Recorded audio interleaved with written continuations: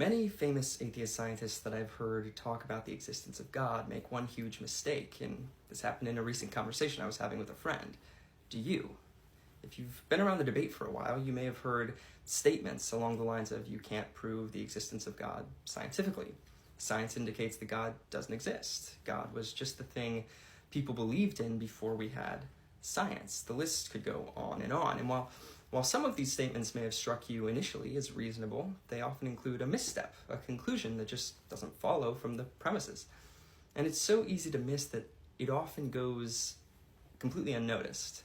That is, to believe that something that can't be shown scientifically doesn't exist or isn't real. That's what philosophers would call a non sequitur. The conclusion just doesn't follow from the premises.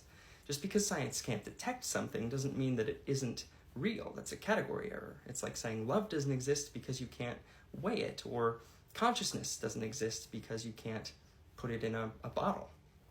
This epistemological assumption that you can only know things that can be known by the scientific method is completely untrue. So many things are known by other means. For example, history can't be proven or disproven by means of the scientific method, nor can the existence of the mind or consciousness, nor can any of your relationships with friends or family. And that list could go on, but the point is there are ways of truly knowing things that are not scientific. You see, science has its limits. It's in its own category. You can measure the mass of an object by multiplying the force acting upon it by its acceleration, but you can't know what is right or wrong by getting out a scale. But does that mean that right and wrong can't be known or don't exist? It's inaccurate to say that because you can't know something scientifically, you can't know it at all.